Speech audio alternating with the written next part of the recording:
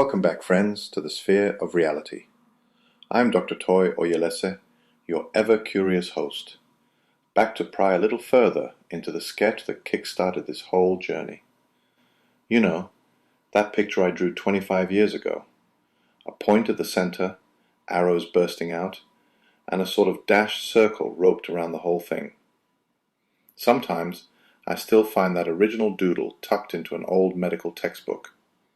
I won't say which one, because honestly, I don't remember. But I do remember the feeling it gave me. It just felt true. But why? So let's break it down with fresh eyes. That center point, that's you, or me, the self, right smack in the middle. Philosophers might call it your epistemic position, which is just a fancy way of saying the only place you ever truly occupy and experience is here, inside your own head and skin. No matter how hard you try, you can't hop over and look from inside someone else's perception. You can get close, with empathy, listening, stories, but you're still rooted in your own center. Now those arrows, those are your awareness. Not just the silent background of consciousness, but the active bit.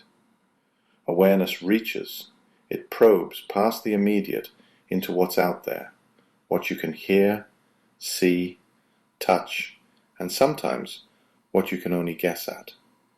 If consciousness is the water we swim in, awareness is the ripple your hand makes as you reach. And then there's that dashed line, the boundary. Except, here's the important part, it isn't a solid wall or a brick fence. It's dashed for a reason. It's porous, an edge more than a barrier. Stuff leaks in, new ideas, strange sensations, other people's perspective when you truly listen. I always liked that. Reminded me of those old boundaries we used to draw in the sand clinics in Nigeria to explain patient care zones. The circles shifted every time we understood something new about who was in pain or how to help. I'll admit, for years I misunderstood my own diagram. I thought I'd managed to capture consciousness itself. But as I came to realize, and as the whole toy paradox drives home in this series, it's not the stuff of consciousness that's shown in that sketch. It's the extent. It's how far you've reached. That's what the sphere actually is. The current limit of your awareness, radiating from wherever you happen to be. Now, let's stick with those arrows for a moment. Awareness is, well, it's alive. It's like those beams of light shooting out from a flashlight when you're camping. The darkness isn't gone, but wherever that beam lands, you see more. The edge of that light, that's your sphere's boundary. And you can move it. Sometimes it widens, sometimes it collapses. That boundary is never set in stone.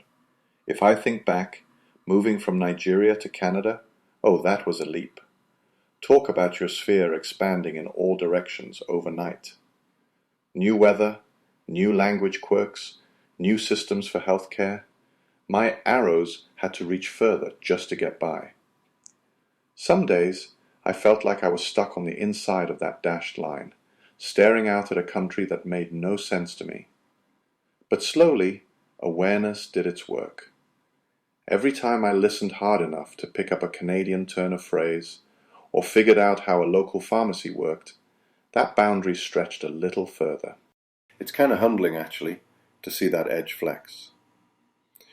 Sometimes, after years doing family medicine in remote outposts, I'd think I had it all mapped out.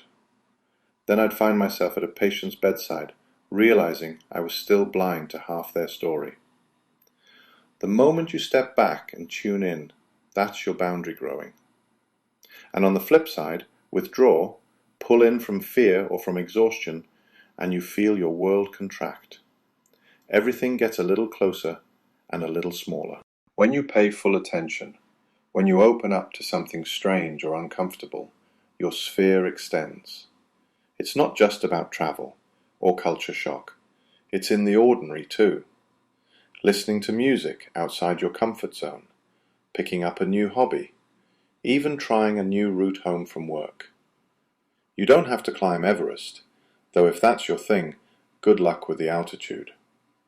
No, it's about reaching, in any direction, with intention, and trusting that, wherever the edge is, it's never the last stop, unless you let it be. So here's the heart of it. You aren't your sphere. You aren't the dashed boundary or the territory inside it. You're the center, always. The sphere is what grows and contracts around you, based on what your awareness and your actions manage to claim. This is something I had to learn the hard way. Years back I started a wellness clinic out in Stony Plain, Alberta. I thought I was expanding my practice, bringing wellness into family medicine. What I didn't expect was how much it stretched my own boundaries. Going through certificate in medical acupuncture training at the University of Alberta with Dr. Stephen Ong was, frankly, uncomfortable at first. But every time I learned and practiced it, and listened to a patient describe a kind of healing I didn't fully grasp, I felt my arrows nudge into fresh territory. The dashed line got bigger, and the world inside my sphere felt richer for it. The real kicker, though, is that none of it happened because I just intended to grow. It was about action, signing up, showing up, doing something unfamiliar.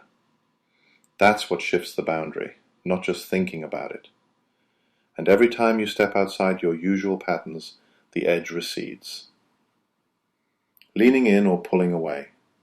That's the difference between expansion and contraction, not just in theory, but in how much of life you actually get to experience. So if you take one thing from today, let it be this. Your reality grows as you move. Not by wishing for expansion, but by reaching, even if you fumble at it. You can feel the edge, sure, but you're always more than what sits inside it. Next time, I'll take you right up to that limit and peek at what might be just beyond. Something I've come to call ambivalence. But, well, let's not get ahead of ourselves. For now, remember, wherever your arrows land, that's your territory. The edge is always up for negotiation.